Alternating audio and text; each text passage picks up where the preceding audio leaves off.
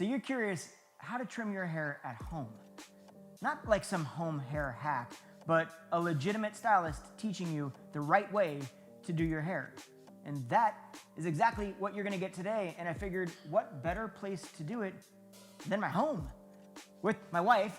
This is my wife. You guys have met her before. Say hi, Deanna. Hi. You didn't say hi, Deanna, like you normally do. I know. That's what she usually does. Hey, today, if you wanna learn how to cut your hair at home, not just some random way, but an actual way to make sure that you minimize your chance of messing up, that's what you're gonna learn, so you're not gonna wanna miss this video. But if you're brand new to me, my name is Justin Hickox. Thanks for coming in and hanging out. I've been doing hair for 25 years, and I love to share tips, things that I've learned in that career to help make your life, well, your hair life, a little bit easier. So if that's something that's important to you, make sure you hit that subscribe button, hit that notification bell so you get notified every Tuesday when I bring out a brand new video. But today, like I said, why don't we teach you some tips on how to cut your hair? Ready? She's so excited. All right, let's get to it. Okay, so first things first, let me just be very clear. I do not promote people cutting their hair at home. There's a lot that can go wrong. There's a reason that stylists go through training to learn techniques so that we don't destroy your hair. But with that said, I also understand that sometimes you just can't get into the salon. There's things that may happen, factors that may come into play.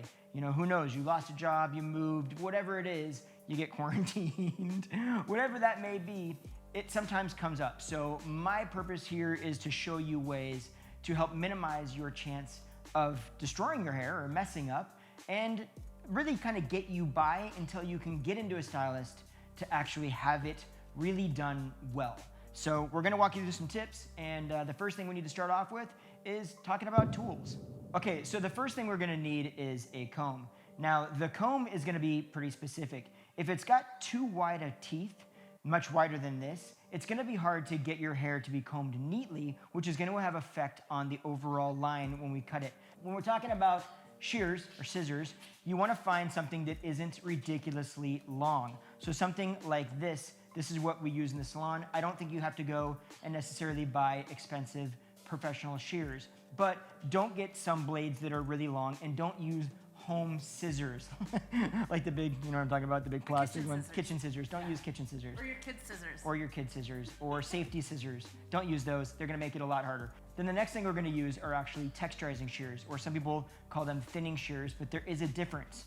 So this is your average thinning shear, and if you notice on these thinning shears, you'll see that the blade is the same size as the hole next to it. That means you're cutting out half of the overall hair. These are the ones that I would recommend. These actually have a smaller hole than the blade. I mean, a smaller blade than the hole next to it. Having a smaller blade and having a larger hole means you're taking out less hair. All that means is you're less chance of you taking off too much length. Now that we know the tools that we're gonna be using, let's dive into actually step-by-step what we're gonna do. Once you have your hair wet, as you can see, it's not dripping wet, but it's damp, you're gonna start off by combing your hair, parting it down the place that you typically part it. Now, if you're in a situation where you flip it back and forth, then I would part it straight down the middle. But if you always part it on one side, you're gonna part it there. And then you're gonna take a section from the top of your head, down the center of your head, down the back, so that you split evenly on both sides your hair, and you'll comb it forward like this, right? So you're splitting both your head down the middle, you're combing both sides forward. First things first, you're gonna comb this down on both sides. And then at home, if you want a straight line in the back, you wanna follow this kind of 45-degree angle, not straight like this. If you do it straight like this, what's gonna happen is in the back, it's going to round a little bit. So if you want more of a round shape, then pull it forward and cut it straight across, and that's gonna give you a little bit more roundness in the back. Okay, so now that we have it combed down perfectly, I'm gonna take this.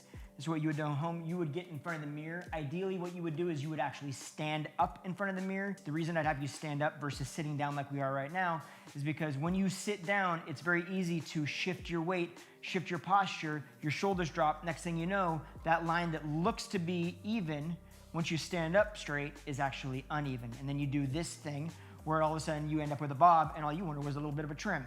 So keeping in mind, stand up, go in the mirror, comb it forward, and do it that way. It's gonna be a lot safer. Once you get that combed down, making sure that you try to get as clean of a comb as you can. So it's not like I'm grabbing this in a big chunk and I'm just squeezing it together and I'm cutting the ends off. I'm trying to get a very clean comb from the top all the way to the bottom so it's all very even. So start from the bottom, and I'm just going to follow the same line that I've already cut from before. So we're just going to trim that the same way in that little bit of an angle. So it's the same thing that you would do in the mirror. You would grab that and you would just cut those pieces, just the very tips off, so you're just trimming the very ends. Like I said, this isn't something that I would recommend doing at home to cut your hair a lot shorter.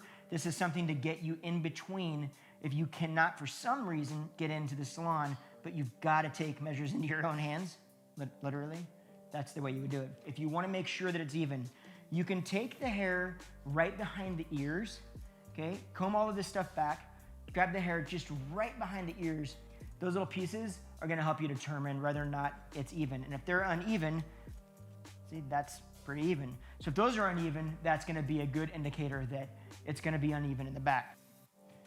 Then when you comb it down in the back, you'll notice that you'll end up with a reasonably straight line, that instead of having it rounded or too angled down.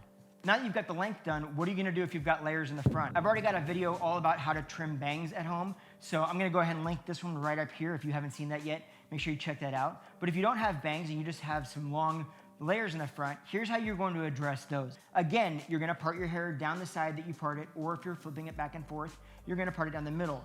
Next thing you're gonna do is you're gonna take a section that just goes from the top of your head to the top of your ear. So you're gonna comb this down, okay? And you're gonna get all the other hair out of your way. And then you're gonna pull all of this stuff back out of the way. Now you can put a clip, I got a clip right here. So you can put this hair back here in a clip so that it's out of your way and you don't have to deal with it. Okay, and then all you're dealing with is this hair right here. This is gonna be where the layers start. So everything behind that, you're not gonna touch. This is gonna be where they start, so that's your beginning point. And then as short as you want them, you're just gonna draw a line from here to wherever you want them. If you want them to go really short, then you draw a line like this. If you want them to be longer in the front, then you draw a line like that. Longer, longer, longer, longer. So however you want to angle those, that's what's gonna create the length. So all you would do is get in the mirror and you comb this straight down. I'm having you comb it straight down, not forward, straight down, because it's gonna minimize the amount of hair that you cut out. If you comb it forward and like this and you start cutting it really strong, you're gonna put a lot more layers in there and you end up cutting it a lot shorter. That can be very dangerous. So just cut it straight down like it's going to fall naturally, and you're just gonna snip at the very, very ends. You're just gonna take those pieces and you're just gonna draw that line diagonally up to the shortest piece. Now, when you're layering the front, this is a great time to use these texturizing shears, because the more blunt you cut that line, the more heavy and bulky it can look. Go back through and just go over those ends a little bit, just to break those ends up a little bit so they don't look so bulky and strong. So if you've already got those layers, that's how you do it. Okay, now the last thing is, what if you have layers? How do you trim those? I'm gonna preface this with just saying, I feel like this is a little bit more advanced. So we're going out on a little bit of a limb here and teaching you how to do this. Again, this is this time where I'm really saying, this is for worst case scenario. I don't condone doing this at home. I'm gonna share the information with you, and then it's your call. You're gonna take sections across your head like this. See how that section is horizontal? So you're gonna take that section, you're gonna lift it up. Now, one other thing that you wanna notice is you have a recession line, and then you have an occipital bone in the back.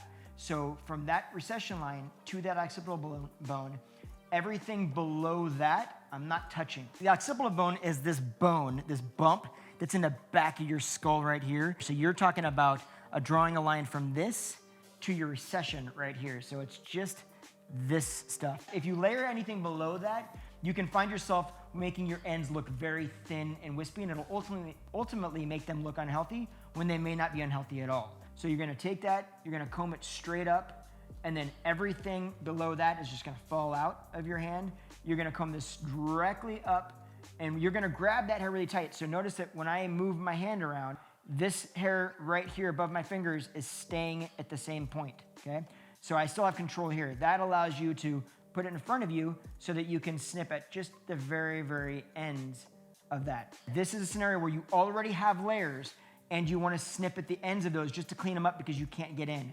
I would not condone cutting layers into your hair, because there's also a lot that goes on in terms of how short or long those layers are in comparison to your length. And it's very easy to cut those layers too short and you will destroy the entire shape of your haircut.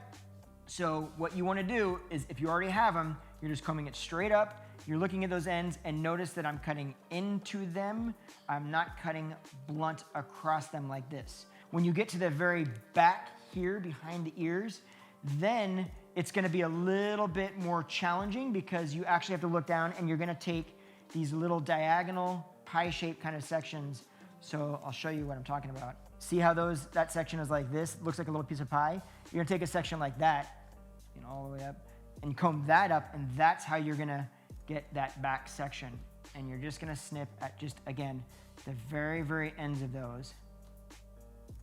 And that's all you're going to do. You're just going to go through your hair like that, and you're just combing it straight up and snipping at just the ends. And now we're back and we've got our hair styled. And then we were thinking, why didn't we just do this outro before we cut it so we didn't have to style it again? That was stupid. We weren't thinking. I wasn't thinking. You never think. I always think. Okay, either way, you guys, that is how you trim your hair at home. If you have any questions about that, you know where I'm at. Comment below, let me know. I would be honored if you would hit that subscribe button, hit that notification bell, share this with anybody that you feel might be able to use it, and make sure you check back in next Tuesday when I bring out a brand new video. And by the way, if you haven't seen my video on how to flat iron and round brush longer hair, make sure you check them out. They're gonna be right over here on this next screen right there. So make sure you check those out, and otherwise, we will see you next time.